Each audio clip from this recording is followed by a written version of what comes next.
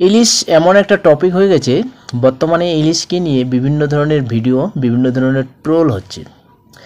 বাংলাদেশের বেশিরভাগ content creator ইলিশকে কেন্দ্র করে বিভিন্ন ধরনের ভিডিও তৈরি করছে এবং বিভিন্ন ধরনের আবাল-তাবাল বকে যাচ্ছে, মানে ভুলভাল বকে যাচ্ছে। তারা আদৌ কি জানে ইলিশের ব্যাপারটা কি হয়েছে? বাংলাদেশ সরকার ভারতে যে ইলিশ পাঠাবে সেটা শুধু কাগজে কলমে অনুমোদন দিয়েছে ৩,০০০ মেট্রিক টন। এবার আমাদের ভারত সরকার কতগুলো কিনতে পারবে সেটা তো এখনও ফাইনাল হয়নি। আপনারা জানেন কি? আর এই ইলিশটা আমাদের ভারতের দুর্গাপুজোর উপলক্ষে আপনাদের বাংলাদেশ সরকার পাঠাচ্ছে না, এটা রপ্তানি পারপাসে পাঠাচ্ছে। আপনারা রপ্তানি কী জিনিস সেটাই বুঝেন না, শুধু আবাল তাবাল ভিডিও বানালে হবে? আগে ব্যাপারটা বুঝুন, টপিকটা বুঝুন, তারপরে বলুন আমরা মাগনা খাচ্ছি না, টাকা দিয়ে খাচ্ছি। বুঝলেন মশাই?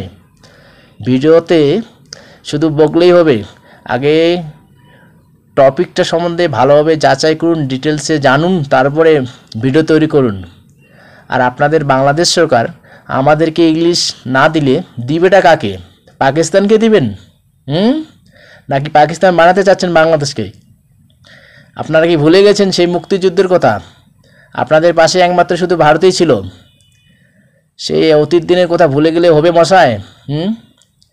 আগে ইতিহাস পড়ুন, অতীতকে জানুন। আর বর্তমানে যে টপিকগুলো নিয়ে ভিডিও করতেছেন, টপিকটা ভালোভাবে বিস্তারিত আগে টপিকটা সম্বন্ধে সার্চ করুন, তারপরে ভিডিও তৈরি করুন। বুঝলেন?